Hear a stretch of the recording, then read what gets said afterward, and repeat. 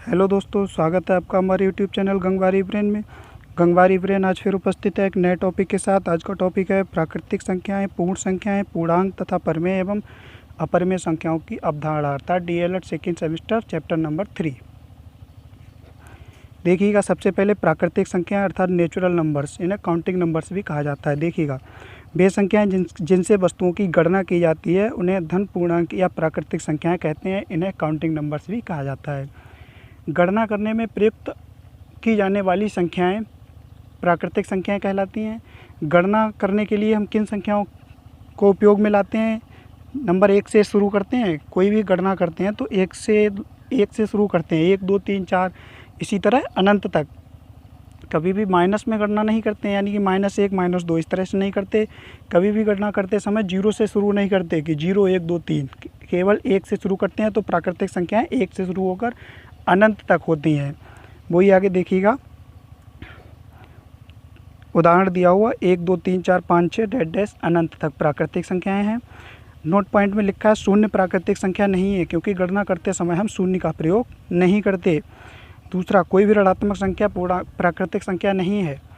ऋणात्मक संख्या यानी कभी हम गणना करते समय माइनस वाली संख्याओं का उपयोग नहीं करते, अर्थात ऋणात्मक या नेगेटिव संख्याएं प्राकृतिक संख्याएं नहीं कहलाती।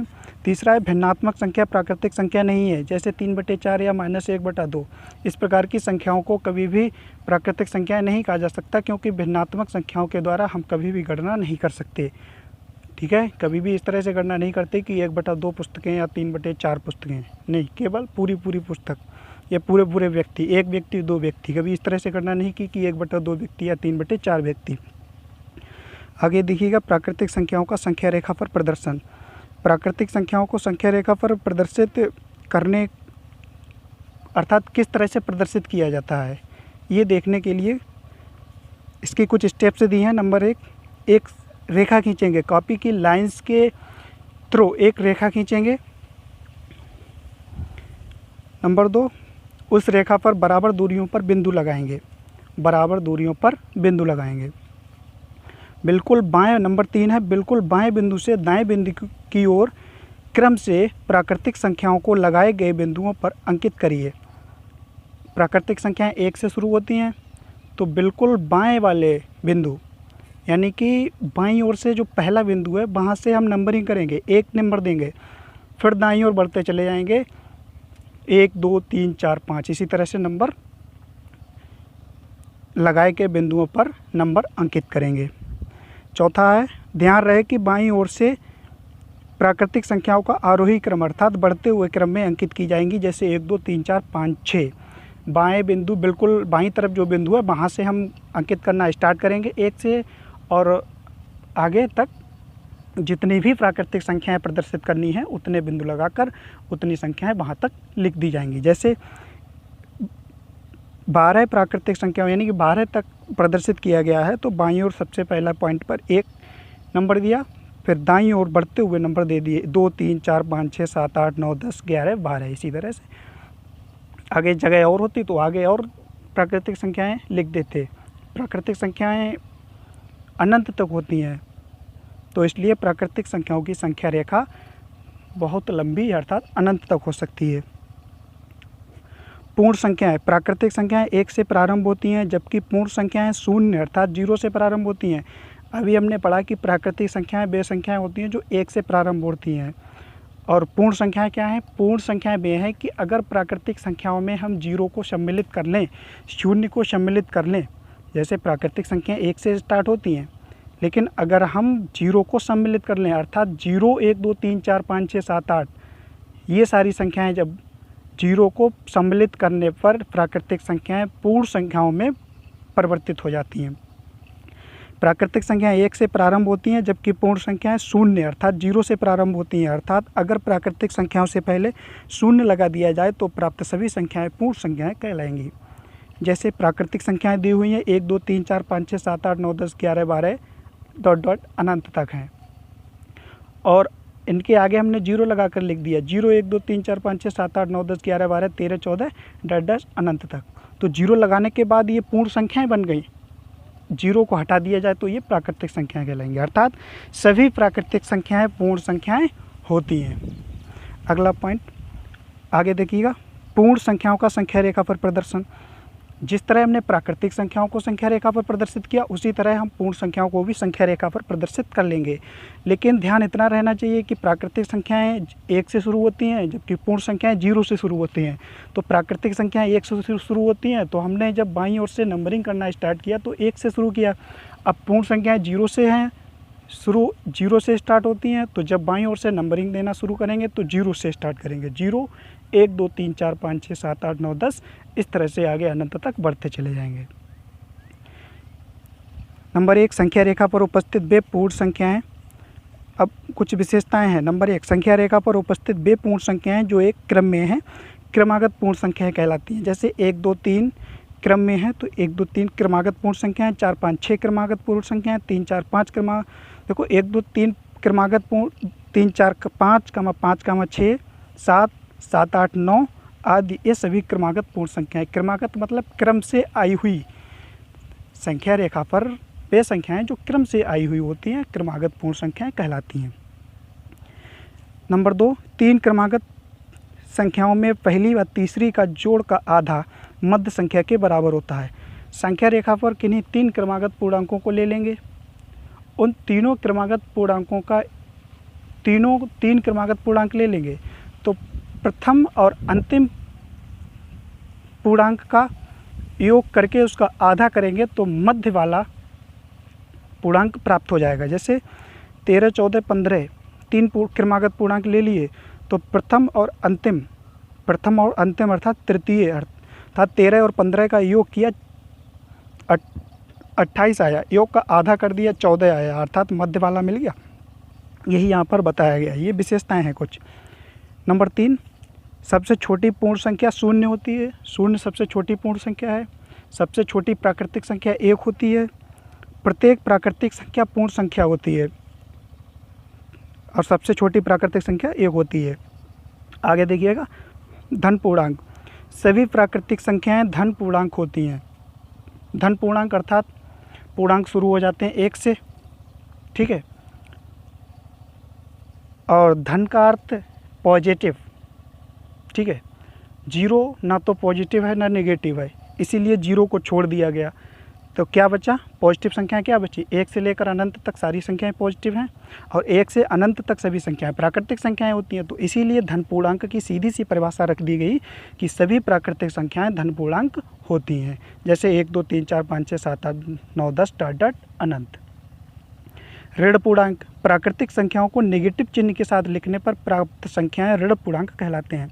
प्राकृतिक संख्याएं जैसे 1, 2, 3, 4, 5, 6, 7, 8, 9, 10, 11 अनंत तक संख्याएं हैं, इनको अगर माइनस चिन्ह के साथ लिख दें तब प्राप्त संख्याएं ऋण पूर्ण संख्याएं कहलाएंगी, ऋण पूर्णांक कहलाएंगी। सॉरी, ऋण पूर्ण संख्याएं नहीं, ऋण पूर्णांक कहलाएंगे। देखिएगा, प्राकृतिक संख्या 1, 2, 3, 4 को माइनस चिन्ह के साथ लिख दिया गया। -1, -2, -3, -4, -4, -5, -6, -7 डैश इसी तरह से अनंत तक सारी नेगेटिव चिन्ह के साथ संख्याएं ऋण पूर्णांक कहलाएंगी। पूर्णांक क्या है? इंटीजर। सभी धन पूर्णांकों अर्थात सभी धन पूर्णांकों एवं ऋण पूर्णांकों व शून्य को पूर्णांक कहा जाता है। धन पूर्णांकों, ऋण पूर्णांकों एवं शून्य, इन सबको पूर्णांक कहा जाता है। पूर्णांक वे हैं जो संख्याएं चाहे तो धनात्मक चिन्ह के साथ हों चाहे ऋणात्मक चिन्ह के साथ हों, सभी संख्याएं, परिमेय संख्याओं को छोड़कर सभी संख्याएं पूर्णांक हैं, चाहे वो धन चिन्ह के साथ हों चाहे वो ऋण चिन्ह के साथ हों। देखिएगा, बीच में 0 लिया गया है, उसके दाईं ओर 1, 2, 3, 4, 5, 6, 7, 8 डॉट अनंत तक, और इसी तरह बाईं ओर बढ़ा तो -1, -2, -3, -4, -5, -6, -7 डॉट अनंत तक। यानी 0 के दाईं ओर जो प्लस में अनंत तक धनात्मक पूर्णांक हैं और 0 के बाईं ओर -1 से अनंत तक ऋणात्मक पूर्णांक हैं। ठीक है, तो ये सारी हो गई हैं पूर्णांक हो गए।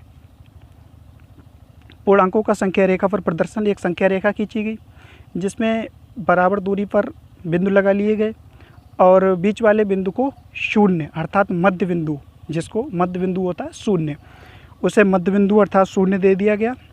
और शून्य के दाईं ओर धनात्मक पूर्णांक मिलेंगे, अर्थात शून्य के दाईं ओर जब जाएंगे तो संख्याएं बढ़ती हुई अर्थात पूर्णांकों का मान बढ़ता हुआ यानी आरोही क्रम में जाते हैं। तो शून्य से जब दाईं ओर जाएंगे तो 1 2 3 4 5 6 7 8 अर्थात शून्य के दाईं ओर जाने पर धनात्मक पूर्णांक मिलेंगे और शून्य के बाईं ओर जाने पर ऋणात्मक पूर्णांक मिलेंगे। शून्य के बाईं ओर देखिएगा -1 -2 -3 -4 डॉट डॉट माइनस अनंत तक पूर्णांक होंगे और शून्य के दाईं ओर 1 2 3 4 डॉट डॉट अनंत तक पूर्णांक होंगे। ठीक है, तो ये हो गया पूर्णांकों का संख्या रेखा पर प्रदर्शन। आगे महत्वपूर्ण पॉइंट दिए हुए हैं कुछ। नंबर 1, शून्य को चिन्ह रहित माना गया है, अर्थात शून्य ना तो पॉजिटिव है ना ही नेगेटिव है। शून्य ना ही पॉजिटिव है ना ही नेगेटिव है, शून्य को चिन्ह रहित माना गया है। नंबर 2, तभी धनात्मक जो धन पूर्णांक मतलब धन पूर्ण संख्याएं अभी कहा गया, तो धन पूर्ण संख्याओं में शून्य को छोड़ दिया गया था, क्योंकि शून्य ना तो धनात्मक है ना ऋणात्मक है, वहाँ बात हो रही धनात्मक की, तो इसीलिए उसे छोड़ दिया गया। नंबर 2, संख्या रेखा पर मध्य बिंदु शून्य के दाईं ओर जाने पर संख्याओं का बढ़ता हुआ क्रम मिलेगा तथा बाईं ओर जाने पर मान घटेगा, अर्थात घटता हुआ मान। देखिएगा दाईं ओर 1 2 3 4 5 6 7 8 9 डॉट डॉट अनंत और बाईं ओर मिलेंगे -1 -2 -3 -4 -5 डॉट डॉट माइनस अनंत तक। संख्या रेखा से संख्याओं की तुलना। संख्या रेखा की सहायता से दो संख्याओं की तुलना की जा सकती है, क्योंकि संख्या रेखा पर दाईं ओर की संख्या बाईं ओर वाली संख्याओं से बड़ी होती है। संख्या रेखा पर जो दाईं ओर जैसे दो संख्याओं की तुलना की जा रही है और उन संख्याओं को हम संख्या रेखा पर प्रदर्शित करेंगे, तो वे संख्याएं उन संख्याओं में से जो संख्या दाईं ओर उपस्थित होगी वह संख्या बाईं ओर वाली से बड़ी होगी। देखिएगा, इस प्रकार संख्याओं को संख्या रेखा पर निरूपित करके ये ज्ञात कर सकते हैं कि कौन सी संख्या छोटी है कौन सी बड़ी है। सवाल दिया है कि दिखाइए कि 8 बड़ा है -7 से, तो हम संख्या रेखा खींचेंगे और उस पर 8 +8 और -7 को प्रदर्शित करेंगे। तो शून्य अर्थात +8 है, तो +8 यानी धनात्मक पूर्णांक है, धन पूर्णांक है। जब धन पूर्णांक है तो ये 0 के दाईं ओर मिलेगा, अर्थात ए बिंदु पर +8 दिखाया गया है। और बी बिंदु और जो -7 है तो ये ऋणात्मक है, तो ये शून्य के बाईं ओर मिलेगा, अर्थात शून्य के बाईं ओर देखिएगा -7 बी बिंदु से दिखाया गया है। और देखिएगा जो +8 है ये -7 से दाईं ओर है, दाईं ओर की संख्या बाईं ओर से बड़ी होती है, दाईं ओर वाली संख्या बाईं ओर वाली संख्या से बड़ी होती है, अर्थात ए बिंदु बी बिंदु के दाईं ओर है, अर्थात 8 -7 के दाईं ओर उपस्थित है। अतः चूँकि पहले लिखेंगे चूँकि संख्या रेखा पर दाईं ओर की संख्या बाईं ओर की संख्या से बड़ी होती है, अतः 8 बड़ा होगा -7 से। वही दिखाया गया, चूँकि 8 बिंदु ए पर तथा -7 बिंदु बी पर अंकित है तथा ए बिंदु बी के दाईं ओर है, चूँकि दाईं ओर की संख्या बड़ी होती है, अतः 8 बड़ा होगा -7 से या -7 छोटा होगा 8 से। आगे देखिएगा पूर्णांकों की विशेषताएं। कुछ नियम दिए हैं। नंबर 1, संबरक नियम। दो पूर्णांकों का योगफल, संबरक नियम बहुत इंपॉर्टेंट। स्टार्टिंग के जो 4 नियम बताए जाएंगे बहुत इंपॉर्टेंट हैं और ज़रूर उम्मीद है सवाल आएंगे। पहले देखिएगा संबरक नियम। दो पूर्णांकों का योगफल, अंतर व गुणनफल सदैव पूर्णांक होता है। यानी दो पूर्णांकों का अगर हम योग करेंगे, उनको घटाएंगे या उनकी गुणा करेंगे, तो उनके योगफल में, उनके अंतर में और उनके गुणनफल सदैव एक पूर्णांक ही प्राप्त होता है। अगर दो पूर्णांकों को जोड़ रहे हैं तो पूर्णांक मिलेगा, दो पूर्णांकों को घटा रहे हैं तो पूर्णांक मिलेगा, दो पूर्णांकों की गुणा कर रहे हैं तब भी पूर्णांक मिलेगा। जैसे दो पूर्णांक ए व बी हैं तो योगफल a + b, अंतर a - b व गुणनफल a × b भी पूर्णांक होंगे। जैसे उदाहरण में देखिएगा, पूर्णांक 6 व 9, 6 व 9 योगफल हो जाएगा 6 + 9 अर्थात 15 पूर्णांक है। अंतर 6 - 9 अर्थात -3 पूर्णांक है। गुणनफल 6 × 9 अर्थात 54 पूर्णांक है। नोट पॉइंट देखिएगा। अब यहाँ पर पूर्णांकों और पूर्ण संख्याओं, किताब में ये सारे नियम अलग अलग दिखाए गए हैं, तो ऊपर पूर्णांकों के नियम को पूर्णतया प्रदर्शित किया गया है, बाकी पूर्ण संख्याओं के नियम को नीचे नोट पॉइंट से, क्योंकि बहुत छोटा सा अंतर है, वो ही दिखाया गया है। देखिएगा पूर्णांकों में क्या है, पूर्णांकों में योगफल, अंतर तथा गुणनफल तीनों से पूर्णांक ही प्राप्त होता है, लेकिन पूर्ण संख्याओं में अंतर व भाग में पूर्णांकों में पूर्ण संख्याओं 0, 1, 2, 3, 4 डॉट डॉट में अंतर व भाग तथा पूर्णांकों में केवल भाग की क्रिया में समवर्ग नियम लागू नहीं होता। अर्थात जो पूर्ण संख्याएं होती हैं, अर्थात 0, 1, 2, 3, 4 डॉट डॉट, इसमें अंतर और भाग दोनों में अंतर करने पर और भाग करने पर पूर्ण संख्याएं प्राप्त नहीं होती, केवल योग और गुणा करने पर पूर्ण संख्याएं प्राप्त होती हैं। अगर पूर्ण संख्याएं हैं तो पूर्ण संख्याओं को जोड़ने और उनके गुणा करने पर ही पूर्ण संख्याएं मिलेंगी। उनका अंतर अर्थात घटाना और भाग करने पर पूर्ण संख्याएं प्राप्त नहीं होंगी। जबकि पूर्णांकों में क्या है, पूर्णांकों में जो योग, अंतर अर्थात जोड़ना, घटाना एवं गुणा करने पर पूर्णांक प्राप्त होते हैं। केवल और केवल भाग की संक्रिया ऐसी है कि भाग करने, दो पूर्णांकों को भाग करने पर सदैव पूर्णांक प्राप्त नहीं होते। आगे देखिएगा क्रम विनिमय नियम। क्रम विनिमय नियम योग का सबसे पहले देखेंगे, योग का क्रम विनिमय नियम। योग और गुणा दो प्रकार के क्रम विनिमय नियम है। तो पहला देखिए योग का क्रम विनिमय नियम। 2 या 2 से अधिक पूर्णांकों का योगफल, 2 या 2 से अधिक पूर्णांकों का योगफल उनके क्रम बदलने पर भी नहीं बदलता है। अर्थात उनके क्रम बदलने पर भी 2 या 2 से अधिक पूर्णांकों का योगफल सदैव समान रहता है। जैसे a प्लस बी को जोड़ दें और उनका क्रम बदल दें, अर्थात a की जगह b और b की जगह a को रख दें, अर्थात a प्लस बी को जोड़ो और b प्लस a को जोड़ो तो योगफल समान आएगा। यही है योग का क्रम विनिमय नियम। जैसे देखिए पूर्णांक a और b हो तो a प्लस बी बराबर b प्लस a। भाई a में b को जोड़ दीजिए या b में a को जोड़ दीजिए, मान तो बराबर ही आएगा, क्योंकि जोड़ तो दोनों ही आपस में ही रहे हैं। तो वही चीज़ यहाँ पर क्रम विनिमय नियम है। आगे देखिएगा पूर्णांक 2, 6, तो देखिएगा 2 + 6 बराबर 6 + 2, दोनों तरह से 8 आ रहा है। तो वही यहाँ पर दिखाया गया है कि 2 या 2 से अधिक पूर्णांकों का योगफल उनके क्रम बदलने पर भी समान रहता है। आगे गुणा का क्रम विनिमय नियम। 2 या 2 से अधिक पूर्णांकों का गुणनफल उनका क्रम बदलने पर भी समान रहता है, अर्थात नहीं बदलता है। जैसे a और b की गुणा करेंगे तथा b व a की गुणा करेंगे तो गुणनफल समान आएगा। देखिएगा उदाहरण में -3 व 6 हो तो -3 व 6 की गुणा -18 आएगी, बराबर 6 गुणा -3, तब भी -18 ही आएगा। नोट, पूर्ण संख्याओं में भी ये दोनों योग व गुणन के क्रम विनिमय नियम लागू होते हैं। देखो पूर्णांकों में योग का क्रम विनिमय नियम लागू हुआ, गुणा का क्रम विनिमय लागू हुआ, पूर्ण संख्याओं में भी योग एवं गुणन का क्रम विनिमय नियम लागू होता है धन पूर्ण संख्याओं में। आगे देखिए साहचर्य नियम। नंबर ए देखिएगा योग का साहचर्य नियम। 2 या 2 से अधिक पूर्णांकों के विभिन्न जोड़े बनाकर 2 या 2 से अधिक पूर्णांकों के विभिन्न जोड़े बनाकर योग करने से योगफल समान रहता है, अर्थात कोई अंतर नहीं पड़ता। देखो जैसे 2 या 2 से अधिक संख्याएं हैं तो उनके विभिन्न जोड़े बना लिए जाएं। जोड़े बनाकर जोड़ने से, जोड़े बनाकर अगर योग करेंगे तब भी उनके योगफल में अंतर नहीं पड़ेगा, क्योंकि अगर 3 संख्याएं हैं तो पहले a और b को जोड़ रहे हैं, फिर c के साथ जोड़ रहे हैं, फिर अगले में क्या कर रहे हैं b और c को जोड़ रहे हैं, फिर उसको a के साथ जोड़ रहे हैं। हालांकि जुड़ तीनों रहे हैं। जब तीनों जोड़े जा रहे हैं तो भले ही किसी को किसी के साथ पहले जोड़ें या किसी को बाद में जोड़ें, हालांकि जुड़ तो तीनों रहे हैं, तो इसका मतलब है कि योगफल समान रहेगा। तो वही देखिएगा तीन पूर्णांक जोड़े गए a प्लस बी प्लस सी, जिसमें b प्लस सी को पहले जोड़ा गया और बराबर में a प्लस बी को पहले जोड़ लिया गया। तो चाहे किसी को पहले, अर्थात a प्लस ब्रैकेट में b प्लस सी बराबर bracket a plus B plus का c, यानी जोड़े तो तीनों जा रहे हैं।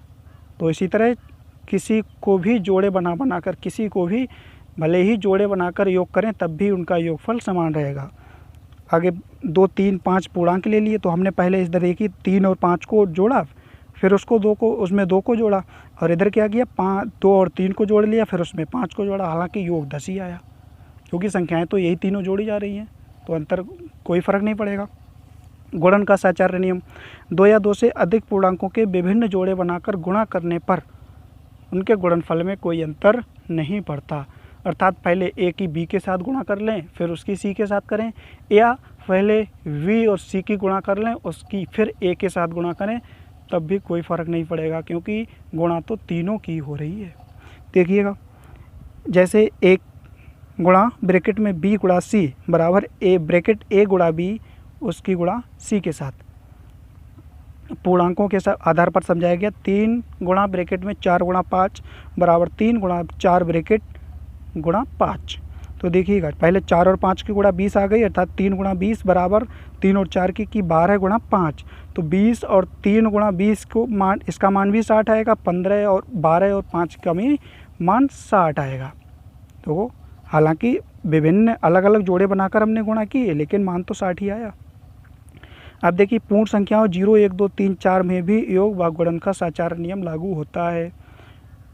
आगे देखिएगा, वितरण अथवा बंटन का नियम, वितरण अथवा बंटन का नियम वेरी इंपॉर्टेंट नियम, ये चारों रूल्स बहुत इंपॉर्टेंट हैं।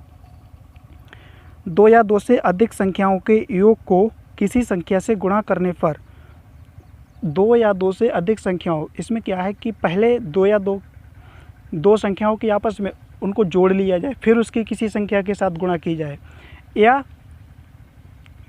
गुणा की जाए, तो जो गुणनफल आएगा वो उन दोनों संख्याओं की उस गुणन वाली संख्या से अलग अलग गुणा करके उन्हें जोड़ने पर भी समान गुणनफल प्राप्त होगा।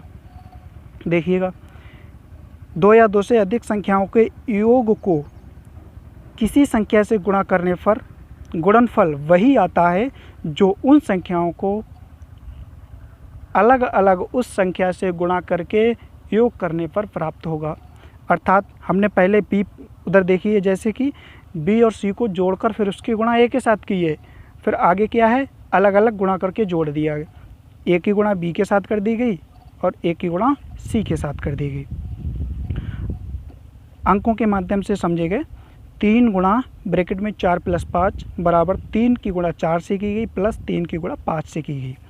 अर्थात जोड़कर गुणा करना या उनकी अलग अलग गुणा करके जोड़ना समान आएगा। तो देखिएगा, इधर जोड़ा गया 5 4 9 9 3 27, इधर भी 27 आया।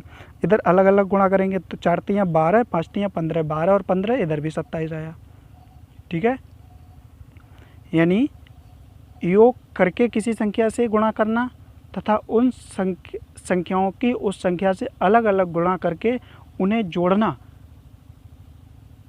तो योगफल गुणनफल इस तरह से समान आएगा। जैसे और आगे देखिएगा, तो ये जो पहला जो बताया गया अभी, ए गुणा बी प्लस सी बराबर ए गुणा वी प्लस ए गुणा सी, ये है वितरण नियम। अब वितरण नियम का उल्टा बंटन नियम कहलाता है। जैसे उनकी पहले गुणा की गई है, अलग अलग गुणा करके जोड़ा गया, फिर उनको योग को गुणा किया गया किसी संख्या से, तो ये है बंटन नियम।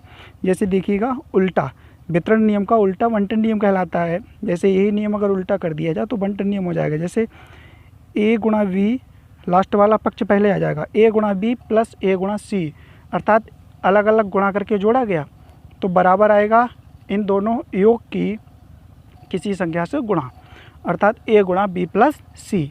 जैसे 3 गुणा 4 प्लस 3 गुणा 5 बराबर 3 गुणा 4 प्लस 5, 3 गुणा 5 माइनस 3 गुणा 4 बराबर 3 गुणा 5 माइनस 4 बराबर 3। ठीक है, तो वितरण नियम समझ में आया। और बंटन नियम वितरण नियम का उल्टा है, अर्थात लास्ट वाला बराबर के सामने का जो पद है वो पहले आ जाएगा और जो पहले पद है वो बाद में आ जाएगा। अर्थात गुणा करके अलग अलग गुणा करके जोड़ा जाएगा, ये पद पहले, और जोड़ के गुणा करना ये पद बाद में आएगा, तो वो बंटन नियम। आगे देखिए, काटने का नियम अर्थात निरसन नियम। काटने के नियम को निरसन नियम कहते हैं, इसे इंग्लिश में कैंसिलेशन लॉ कहा जाता है। देखिएगा, यदि कोई 3 पूर्णांक ए बी सी इस प्रकार हैं, पहला देखिएगा ए प्लस सी बराबर बी प्लस सी। देखिएगा दोनों तरफ सी, अगर और ध्यान रखिएगा, अगर बराबर के दोनों तरफ कोई पद या पूर्णांक समान परिमाण में समान तथा चिन्ह में समान है तब कट जाएगा, और अगर बराबर के एक तरफ एक समान, परिमाण में समान एवं चिन्ह में विपरीत होंगे तब कटेंगे। देखिएगा, जैसे a प्लस सी बराबर b प्लस सी, तो दोनों तरफ देखिएगा बराबर की दोनों तरफ c जो है परिमाण में समान है, c है दोनों तरफ, जब इधर भी c है तो उधर भी c है, यानी कि परिमाण में समान है, चिन्ह भी समान है, तो ये कट जाएंगे। तो c से c कट गया, क्या बचा, a बराबर b बचा, वही आगे दिखाया गया है। और गुण आगे दूसरे में देखिएगा, a गुणा b बराबर b गुणा c, तो इसमें देखिएगा c इस तरफ भी गुणा में है, उस तरफ भी गुणा में है, दोनों तरफ गुणा में है, यानी कि परिमाण में समान है और चिन्ह में भी समान है, तो ये भी कट जाएगा। तीसरे में देखिएगा a प्लस सी माइनस सी बराबर v, तो इसमें क्या है, बराबर की एक तरफ देखिएगा, a वाली साइड में देखिएगा, बाईं ओर देखिएगा, c जो है परिमाण में समान है लेकिन चिन्ह में विपरीत है। अगर इधर चिन्ह में समान होता तब ये कटते नहीं। अब यहाँ से क्लियर हो जाएगा कि बराबर के एक तरफ परिमाण में समान एवं चिन्ह में विपरीत पद काटे जाते हैं, कट जाते हैं, और जबकि बराबर के दोनों तरफ समान चिन्ह एवं समान परिमाण वाले चिन्ह पद कटते हैं। चौथा, a गुणा सी बटे सी, बटा वाला सी जो है इसका मतलब ये भाग में है, तो एक सी गुणा में है, एक सी भाग में है, विपरीत चिन्ह है और परिमाण में समान है, तो ये कट जाएगा। क्या बचा, a बराबर v। इस साइड में कुछ नहीं बचा, a बचेगा ना केवल, c तो c कट जाएगा, तो इधर a बचेगा, बराबर में b है तो a बराबर b हो जाएगा। ये रहे कैंसिलेशन लॉ। आगे देखिएगा, योगात्मक तत्समक, वह संख्या या पूर्णांक जिसे किसी संख्या में जोड़ने पर योगफल वही संख्या प्राप्त हो जाए। योगात्मक तत्समक क्या होता है, अर्थात समझिएगा, वह संख्या जिसे किसी संख्या में जोड़ने पर योगफल वही संख्या प्राप्त हो, अर्थात उसमें कोई अंतर ना पड़े, तो ऐसी संख्या कौन सी है, जीरो है। जीरो को चाहे किसी संख्या में जोड़ दो वही संख्या प्राप्त होगी। तो भाई हो गया, -4 में जीरो को जोड़ा -4 मिला, 6 में जीरो को जोड़ा 6 मिल गया, अतः शून्य को योगात्मक तत्समक कहा जाता है। योगात्मक तत्समक का मतलब वही संख्या, इसे याद रखो, और योगात्मक का मतलब जोड़ करने पर वही संख्या प्राप्त हो जाए, वो योगात्मक तत्समक, यानी जीरो को किसी संख्या में जोड़ दो तो वही संख्या प्राप्त हो जाएगी। अब योगात्मक प्रतिलोम देखिए, योगात्मक प्रतिलोम या योज्य प्रतिलोम। देखिएगा, वह संख्या जिसे दी गई संख्या में जोड़ने पर योगफल शून्य हो जाए, वह संख्या जिसे किसी संख्या में जोड़ने पर योगफल शून्य हो जाए, वह संख्या उस दी गई संख्या का योगात्मक प्रतिलोम या योज्य प्रतिलोम कहलाएगी। जैसे -3 का योगात्मक प्रतिलोम बराबर +3, क्योंकि -3 में +3 को जोड़ेंगे तो -3 और +3 विपरीत चिन्ह है, समान परिमाण है, तो कट जाएंगे, 0 बचेगा। ठीक है, तो -3 में क्या जोड़ा जाए, -3 में मतलब क्या जोड़ दिया जाए कि शून्य हो जाए, तो +3 जोड़ दिया जाए तो शून्य हो जाएगा, तो -3 का योगात्मक प्रतिलोम +3 हो गया। 6 का योगात्मक प्रतिलोम, अर्थात 6 में क्या जोड़ा जाए कि योगफल शून्य हो जाए, 6 में -6 को जोड़ दो तो योगफल शून्य हो जाएगा, क्योंकि 6 परिमाण में समान, चिन्ह में प्लस माइनस विपरीत हो जाएगा, तो ये कट जाएंगे। देखिएगा, 6 ब्रैकेट में -6 विपरीत पद हैं, मतलब समान पद हैं लेकिन विपरीत चिन्ह है, तो कट जाएंगे। 6 में से 6 कट गया 0, वैसे भी 6 में से 6 गया 0। अतः किसी संख्या का योगात्मक प्रतिलोम उस संख्या का चिन्ह बदल देने से प्राप्त हो जाता है। जैसे 23 का योगात्मक प्रतिलोम +23 का योगात्मक प्रतिलोम -23, -21/5 का योगात्मक प्रतिलोम प्लस का 21/5। परमेय संख्याओं अर्थात भिन्नों के भी योगात्मक प्रतिलोम, मतलब उनका चिन्ह बदल देने से उनका योगात्मक प्रतिलोम ज्ञात हो जाता है। जैसे -21/5 का योगात्मक प्रतिलोम प्लस का 21/5, -5/3 का योगात्मक प्रतिलोम प्लस का 5/3, चिन्ह बदल देंगे केवल। आगे देखिए, गुणात्मक तत्समक। तत्समक का मतलब एक आ जाए मान, तत्समक का मतलब वही रहे। तत्समक का मतलब गुणात्मक तत्समक, वह संख्या या पूर्णांक जिसकी किसी संख्या से गुणा करने पर गुणनफल वही संख्या प्राप्त हो। गुणनफल वही संख्या प्राप्त हो। अभी हमने बताया था कि तत्समक, तत्समक का मतलब है वही संख्या, और गुणात्मक का मतलब गुणा करने पर। यानी गुणात्मक तत्समक वह है वह संख्या, जैसे योगात्मक तत्समक अभी पढ़ा था, तो तत्समक का मतलब वही संख्या, योगात्मक का मतलब जोड़ करने पर, यानी कि योग करने पर। अर्थात योग करने पर वही संख्या, ऐसी संख्या जिसको किसी भी संख्या में जोड़ने पर योगफल वही संख्या प्राप्त हो जाए, तो वो योगात्मक तत्समक था। गुणात्मक तत्समक, तत्समक का मतलब वही संख्या प्राप्त हो, गुणात्मक मीन्स गुणा करने पर, अर्थात गुणा करने पर वही संख्या प्राप्त हो, वह है गुणात्मक तत्समक। जैसे -6 को 1 से गुणा किया गया, -6 आया। 21/8 को 1 से गुणा किया, 21/8 आया, अतः गुणात्मक तत्समक 1 होता है। ठीक है, अर्थात 1 को किसी संख्या से गुणा करेंगे तो वही संख्या मिलेगी ना, तो इसलिए गुणात्मक तत्समक 1 होता है। नमा है गुणात्मक प्रतिलोम। प्रतिलोम वह, देखो गुणात्मक प्रतिलोम को व्युत्क्रम भी कहा जाता है। अगर व्युत्क्रम प्लस में आ रहा तो वो धनात्मक व्युत्क्रम हो जाएगा, अगर माइनस में आ रहा है तो वो ऋणात्मक व्युत्क्रम हो जाएगा। तो वही आगे बताया गया, या व्युत्क्रम ब्रैकेट में धनात्मक या ऋणात्मक। देखिएगा, वह संख्या जिसे दी गई संख्या से गुणा करने पर गुणनफल 1 प्राप्त हो जाता है। वह संख्या जिसे दी गई संख्या में गुणा करने पर गुणनफल 1 प्राप्त होता है, गुणात्मक प्रतिलोम या व्युत्क्रम कहलाता है। उस संख्या का गुणात्मक प्रतिलोम या व्युत्क्रम कहलाता है। जैसे 7 का गुणात्मक प्रतिलोम 1/7, क्योंकि 7 और 1/7 की गुणा करेंगे तो 7 एक गुणा में है, बटे वाला 7 भाग में है, तो कट जाएंगे, 7 से 7 कट गए, 1 बचा, 1 आ गया। -21 का गुणात्मक प्रतिलोम माइनस का 1/21, उल्टा कर देंगे। जैसे -21 की -21 की 1/-21 से गुणा करी तो माइनस से माइनस कट गया, 21 से 21 कट गया, क्या बचा 1। जैसे 3/7 का गुणात्मक प्रतिलोम, भिन्न या परमेय संख्याओं का गुणात्मक प्रतिलोम भिन्न को उल्टा कर देने से प्राप्त होता है। जैसे ये भिन्न है 3/7, तो 3/7 का गुणात्मक प्रतिलोम हो जाएगा, इस भिन्न को उलट देंगे, अंश हर में और हर अंश में। 7/3 कर दिया, 7 हर था तो ये अंश बना दिया 7/3, तो 3/7 और 7/3 की गुणा करें तो 3 से 3 कट जाएगा, 7 से 7 कट जाएगा, अर्थात 1 मिला, तो ये हुआ गुणात्मक प्रतिलोम। आगे निरपेक्ष मान। निरपेक्ष मान किसी पूर्णांक का वह मान होता है जो उसके साथ लगे चिन्हों को छोड़कर प्राप्त होता है, अर्थात चिन्ह रहित मान निरपेक्ष मान कहलाता है। जैसे कोई भी संख्या या पूर्णांक दिया हुआ है चिन्ह के साथ, या परमेय संख्या या भिन्न दी हुई है, कुछ भी सही दिया हुआ है, अगर वो चिन्ह के साथ है तो उसके चिन्ह चाहे प्लस हो चाहे माइनस हो, चिन्ह को छोड़ देंगे तो बाकी जो मान बचेगा वह निरपेक्ष मान कहलाएगा, अर्थात चिन्ह रहित मान निरपेक्ष मान कहलाएगा। जैसे -12 का निरपेक्ष मान +12 और +12 का निरपेक्ष मान 12, -12 का निरपेक्ष मान 12, +12 का निरपेक्ष मान 12। निरपेक्ष मान का चिन्ह होता है कि किसी संख्या के दोनों तरफ एक लाइन खींच देंगे, ये है निरपेक्ष मान का चिन्ह।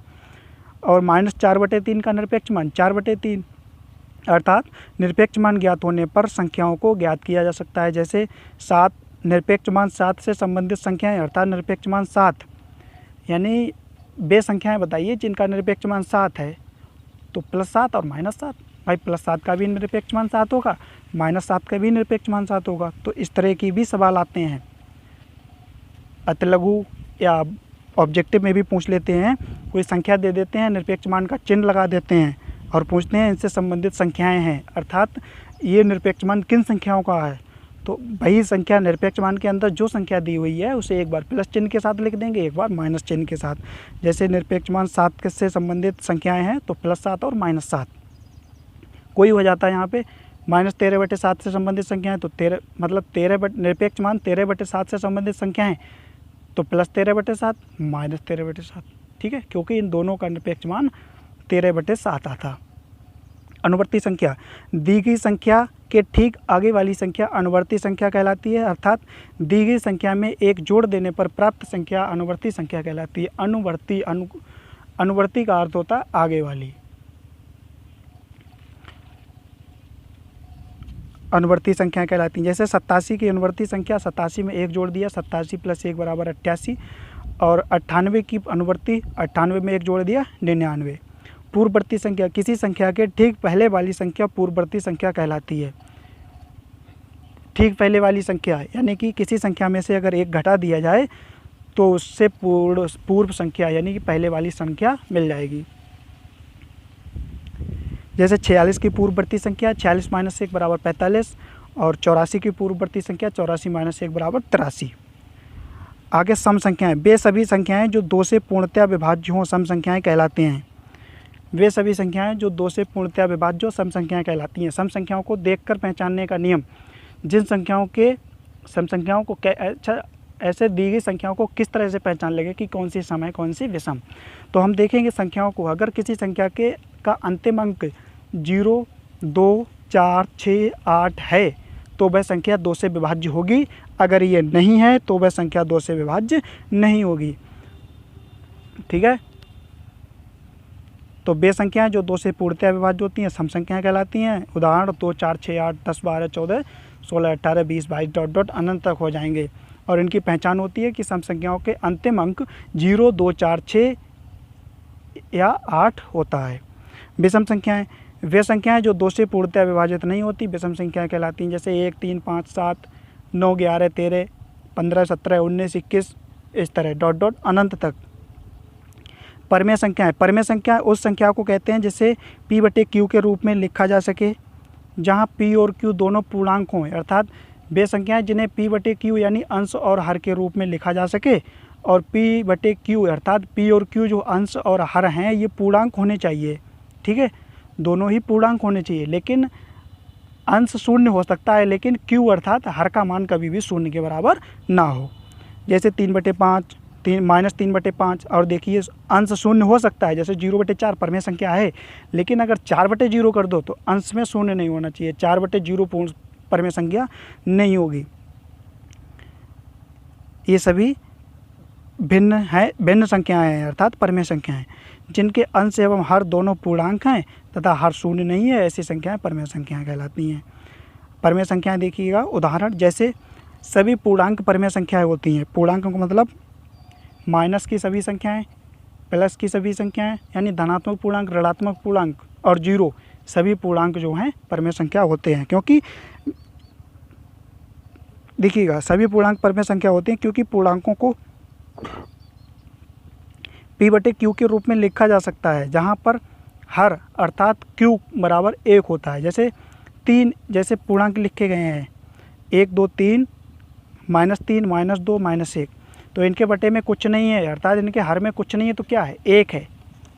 क्योंकि अगर 1 को 1 से भाग करेंगे तब भी 1 ही मिलेगा, 2 को 1 से भाग करेंगे तो 2 ही मिलेगा, 3 को 1 से भाग करेंगे तो 3 ही मिलेगा। अर्थात किसी भी संख्या के हर में अगर 1 लिख दिया जाए तो उसके मान में कोई फ़र्क नहीं पड़ता। जब कोई फ़र्क नहीं पड़ता तो उसके बटे में 1 लिख सकते हैं। जब 1 लिख सकते हैं तो वह परमेय संख्या हो जाएगी। जैसे 1/1, 2/1, 3/1, -3, 1/1, -3/1, -2/1, -1/1, ये सभी क्या हैं परमेय संख्याएं। दूसरा, वे संख्याएं जिन्हें दशमलव में बदलने पर दशमलव के बाद किसी अंक की पुनरावृत्ति हो, वे सभी परमेय संख्याएं कहलाती हैं। जैसे 11/3 है तो 11/3 को हमने 3 से बटे मतलब बट्टा मतलब हर जो है 3 है तो बटे का मतलब भाग होता है। तो 3 से 11 को भाग किया, 3 3 9, 2 बचा, दशमलव लगाया, 0 उतारा, 20 हो गए, 3 छक्के 18, 3 छक्के 18, फिर 2 बचा, फिर 0 लग गया, फिर 3 छक्के 18, फिर 2 बचा, फिर 0 लग गया। इसी तरह से ये संख्या आगे तक बढ़ती चली जाएगी। ये भाग तो मान के आया 3.6666 डॉट डॉट अनंत तक आएगा। इसी तरह करते चले जाएंगे, भाग कभी समाप्त नहीं होगी। ये तो मिल गया 3.6666 मतलब इसी तरह से डॉट डॉट। तो वे संख्याएं जिन्हें दशमलव में बदलने पर दशमलव के बाद किसी अंक की पुनरावृत्ति हो जाए तो वे संख्याएं परमेय संख्याएं होती हैं। तीसरा, यदि किसी संख्या का वर्गमूल, घनमूल आदि संख्या हो, अगर कोई वर्गमूल या घनमूल के साथ संख्या लिखी हुई है तो देखिएगा कि अगर उनका पूर्ण वर्गमूल, पूर्ण घनमूल हो रहा है अर्थात वर्गमूल और घनमूल से संख्याएं प्राप्त हो रही हैं तो वे परमेय संख्याएं होंगी। जैसे देखिएगा वर्गमूल 16 बराबर 16 जो है 4 का वर्गमूल होता है तो हमें पूरी संख्या मिलेगी 4। वर्गमूल 0.25 तो ये 0.25 का वर्गमूल 0.5 होता है तो संख्या मिल गई। और घनमूल 8 का घनमूल 2 होता है। तो ये सारी, इनसे हमें पूरी संख्याएं मिल रही। जब संख्याएं मिल रही तो ये सारी संख्याएं परमेय संख्याएं हो जाएंगी। अपरिमेय संख्याएं वे संख्याएं जो p बटे q के रूप में व्यक्त ना की जा सकें और जहां p और q दोनों पूर्णांक हों लेकिन q 0 के बराबर ना हो। यानी कि p परिमेय और अपरिमेय में अंतर क्या है? यही अंतर है कि उन्हें p बटे q के रूप में लिखा जा सकता है, अंश हर के रूप में लिखा जा सकता है, लेकिन अपरिमेय संख्याओं को अंश और हर के रूप में नहीं लिखा जा सकता है। जैसे वर्गमूल के या घनमूल चिन्ह के साथ कोई संख्याएं लिखी गई हैं तो उन्हें हम देखेंगे, अगर उनका पूरा वर्गमूल या पूरा घनमूल नहीं हो रहा है तो वे संख्याएं अपरिमेय संख्याएं कहलाएंगी। जैसे 5 का पूरा वर्गमूल नहीं हो रहा, 2 का पूरा वर्गमूल नहीं हो रहा है, तो ये संख्याएं सारी संख्याएं अपरिमेय संख्याएं हैं। एक अपरिमेय व परिमेय संख्या का योग, घटाना, गुणा, भाग सभी अपरिमेय होता है। देखो, एक परिमेय संख्या ले लो, एक अपरिमेय संख्या ले लो, इन्हें अगर जोड़ोगे तो हमेशा अपरिमेय संख्या मिलेगी। परिमेय और अपरिमेय को घटाओगे तब भी हमेशा अपरिमेय मिलेगी। परिमेय और अपरिमेय की गुणा करोगे तब भी अपरिमेय मिलेगी। परिमेय और अपरिमेय की भाग करोगे तब भी अपरिमेय ही मिलेगी। अर्थात अपरिमेय संख्याओं के साथ परिमेय संख्याओं की अपरिमेय संख्याओं के साथ संक्रिया कराने पर हर स्थिति में अपरिमेय संख्या प्राप्त होती है। और देखिए 22/7 एक परिमेय संख्या है। क्यों? क्योंकि ये अंश हर के रूप में है, इसमें हर शून्य नहीं है, और जो 22 और 7 यानी अंश और हर जो हैं पूर्णांक हैं, तो ये परिमेय हो गई। किंतु पाई अपरिमेय है। क्यों? क्योंकि पाई का मान अगर तुमने 22/7 रख दिया तब तो सही है, इसके बाद 22/7 तब तो ये परिमेय है। लेकिन अगर 3.14 ले लिया भाई, अगर पाई का मान रख दिया 3.14 यानी कि दशमलव के बाद सीधा 22/7 अगर यानी कि अंकीय मान ले लेंगे तो ये परिमेय हो जाएगी। अगर पाई को पाई की दृष्टि से देखेंगे तो ये अपरिमेय है। शून्य की संक्रियाएं, शून्य को किसी संख्या में जोड़ने या घटाने पर प्राप्त योगफल या अंतर वही संख्या होती है। अर्थात शून्य को किसी संख्या में जोड़ेंगे तो योगफल वही संख्या प्राप्त हो जाएगी, और अगर किसी संख्या से घटाएंगे तब भी अंतर भी वही संख्या प्राप्त होगी। और शून्य की किसी संख्या से गुणा करने पर गुणनफल शून्य हो जाता है, और शून्य किसी संख्या को शून्य से भाग करने पर भागफल अनंत हो जाता है। अगर किसी संख्या को शून्य से भाग करोगे तब अनंत हो जाएगा, अगर किसी संख्या से शून्य को भाग करोगे तब शून्य हो जाएगा। चौथा पॉइंट यही है, नोट पॉइंट। आगे, किस नियम के आधार पर निम्नलिखित कथन सत्य हैं? पहले देखिएगा, 12 + 13 = 13 + 12 क्रम विनिमय है, मतलब 12 और 13 बराबर में 13 और 12 यानी क्रम परिवर्तित हुआ है। इनके बीच में चिन्ह काहे का लगा है? प्लस, अर्थात योग का। तो योग का क्रम विनिमय नियम हो गया पहला। दूसरा, 19 + 9 = 9 + 19। तो देखिएगा, पहले 19 और 9 आया है, बराबर के आगे 9 और 19 आया है, क्रम परिवर्तित हो गया, लेकिन चिन्ह कौन सा लगा है? योग का। तो ये हो गया, दूसरे वाले में भी हो गया योग का क्रम विनिमय नियम। तीसरा देखिएगा, 10 × 18 = 18 × 10। देखिएगा, बराबर से पहले यानी बाईं ओर देखिएगा 10 और 18 आए हैं, 10 और 18 की गुणा हो रही है, और बराबर के दाईं ओर 18 और 10 की गुणा हो रही है, अर्थात क्रम परिवर्तित है और चिन्ह क्या है? गुणा। तो गुणा का क्रम विनिमय नियम। चौथा देखिएगा, 11 × 17 = 17 × 11। तो 11 × 17 = 17 × 11 यानी कि क्रम परिवर्तित है लेकिन चिन्ह गुणा है, तो गुणा का क्रम विनिमय नियम। पाँचवा, P × Q = Q × P। गुणा हो रही है, क्रम परिवर्तित है, पहले में बाईं ओर P Q है, दाईं ओर Q और P है, लेकिन गुणा हो रही, तो ये पाँचवें में भी गुणा का क्रम विनिमय नियम हो जाएगा। आगे, किस नियम के आधार पर निम्नलिखित कथन सत्य हैं? तो देखिएगा, साचार्य नियम। देखिएगा, साचार्य नियम लागू हो रहा है यहाँ पर। साचार्य नियम में क्या था? साचार्य नियम में था कि विभिन्न अलग अलग जोड़े बनाकर संख्याओं को जोड़ने या गुणा करने पर उनमें कोई अंतर नहीं पड़ता। वही देखिएगा, पहले सवाल में 5 और 6 और 7 को जोड़ा गया यानी प्लस चिन्ह के साथ, लेकिन बाईं ओर 6 और 7 को पहले जोड़ा गया, 6 और 7 का जोड़ा बना के जोड़ा गया, और दाईं ओर 5 और 6 को देखिएगा अलग अलग जोड़े बनाकर योग किया गया है, तो जोड़े बनाकर योग करने पर योगफल समान रहता है। तो ये किस में है? साचर्य नियम में है। योग के साचर्य नियम है, यहाँ पर योग हो रहा है और अलग अलग जोड़े बन रहे हैं, तो योग का साचर्य नियम हो जाएगा। और अगले में देखेंगे, दूसरे वाले में गुणा हो रही है और अलग अलग जोड़े भर रहे हैं। ठीक है, साचार्य का मतलब समझिए गुण, अलग अलग जोड़ों से अलग अलग जोड़े भर रहे हैं और गुणा हो रही है, तो गुणा का साचार्य नियम।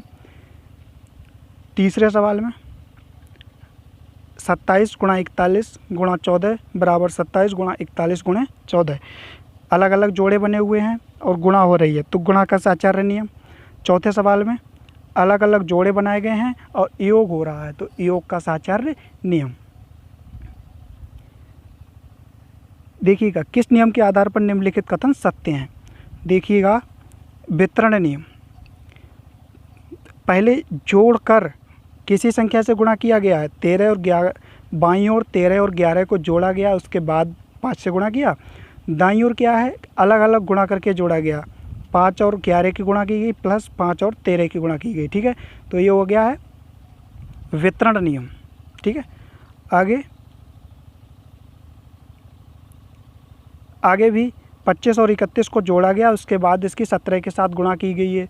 और दाईं ओर क्या किया? 25 और 17 की गुणा की गई प्लस 31 और 17 की गुणा की गई, यानी कि बाईं ओर योग करके गुणा किया गया, दाईं ओर अलग अलग गुणा करके योग किया गया, तो इसमें भी हो गया वितरण नियम। आगे देखिएगा 41 गुणा 19 प्लस 59 गुणा 19 बराबर 41 प्लस 59 गुणा 19। यानी देखिएगा ऊपर वाले में जो है अलग अलग गुणा करके जोड़ा गया था, ये पद दाईं ओर था, लेकिन इसमें अलग अलग गुणा करके जोड़ा गया, ये पद आ गया बाईं ओर। तो ये वितरण नियम का उल्टा है, और वितरण नियम का उल्टा कौन सा होता है? बंटन का नियम। तो ये हो गया, इसमें पहले गुणा करके फिर अलग अलग गुणा करके जोड़ा गया है। ठीक है, और दाईं ओर योग करके गुणा किया गया है, तो ये वितरण नियम का उल्टा है, और वितरण नियम का उल्टा होता है बंटन का नियम, तो ये तीसरा वाला होगा बंटन के नियम से। और आगे देखते हैं, निम्नलिखित रिक्त स्थानों की पूर्ति कीजिए। देखिएगा बराबर की दूसरी तरफ 18 की 10 से गुणा हो रही है प्लस 18 की 15 से गुणा हो रही है, यानी गुणा करके फिर उन्हें जोड़ा जा रहा है, तो दूसरी साइड में क्या हो जाएगा? कॉमन जो संख्या दोनों तरफ है जिससे गुणा किया जा रहा है वो अलग है, तो बाकी 15 प्लस जो तीसरी संख्या बच रही उसे लिख दिया जाएगा, 15 प्लस 10 का जोड़ होगा, यानी जो संख्या छूट रही होगी वही संख्या आ जाएगी। देखिएगा आप इधर दूसरे सवाल में बाईं ओर देखिएगा 4 संख्याएं हैं, बाईं ओर जो है 3 संख्याएं हैं। ठीक है, यानी कि 25 और 17 का योग हो रहा है, उसकी 27 से गुणा योग करके गुणा किया जा रहा है। दाईं ओर क्या होगा? 27 की पहले 25 से गुणा होगी प्लस 27 की फिर 17 से गुणा होगी, तो यहाँ पर 25 नहीं है तो 25 आ जाएगा। तीसरा 45 प्लस 35 गुणा, ये भी वितरण का नियम है, 45 प्लस 35, तो 45 दूसरी तरफ देखिएगा 45 और 35 आगे गुणा किससे किया जा रहा है? 16 से किया जा रहा है, तो यहाँ पे 16 आ जाएगा। चौथा 19 प्लस 21 को योग करके 21 से गुणा किया जा रहा है, 22 से गुणा किया जा रहा है, तो 19 को 22 से गुणा किया जाएगा प्लस 21 को 22 से गुणा किया जाएगा। पाँचवा 43 गुणा ब्रैकेट 16 प्लस 31, यानी योग करके फिर गुणा किया जा रहा है, तो आगे गुणा किया जाएगा, अलग अलग गुणा करके योग किया जाएगा, तो जो बाहर है देखिएगा 16 की 43 से गुणा हो रही है इधर, तो यहाँ पर 43 आ जाएगा, इधर नहीं, जैसे 4 गुणा ब्रैकेट में 16 प्लस 31, तो 16 दिया हुआ है, तो पहले गुणा होनी चाहिए 43 और 16 की, तो पहले 43 और 16 की गुणा होनी चाहिए। यहाँ पे 16 तो है, क्या नहीं है? 43, तो पहले 5वें के पहले रिक्त स्थान में 43 आ जाएगा, दूसरे में 43 गुणा 31 होना चाहिए, तो 31 आ जाएगा वहाँ पे। ठीक है, तो ये तो थी तीसरे चैप्टर की प्राकृतिक, पूर्ण, पूर्णांक तथा परमेय संख्याओं की अवधारणाएं। बाकी सम संख्याएं, विषम संख्याएं यहाँ पर समझा दिया गया। भिन्नों का जोड़, घटाना, गुणा, भाग, ये वीडियो डिस्क्रिप्शन में आपको मिल जाएगी। तो मतलब बाकी हमने जो दिया था वो बताया। बाकी परिमेय संख्याओं को और संख्या रेखा को, संख्या पद्धति को मतलब पूरी डिटेल में ना देकर उसके बारे में केवल जानकारी दी है। तो संख्या पद्धति और परिमेय संख्याओं अर्थात भिन्नों को एवं भिन्नों की संक्रियाओं को डिटेल में पढ़ने के लिए डिस्क्रिप्शन में दी गई वीडियो को आप देखेंगे। संख्या पद्धति को पूरी तरह संख्या पद्धति वाली वीडियो देखेंगे और भिन्न की संक्रियाओं वाला वीडियो देखेंगे। उसमें भिन्नों का जोड़, घटाना, गुणा, भाग सारा डिटेल में दिया हुआ है कि किस तरह से भिन्नों का जोड़ किया जाता है, किस तरह घटाव, किस तरह से गुणा, किस तरह से भाग। तो इस तरह से आप ये 3rd चैप्टर तैयार करेंगे। धन्यवाद।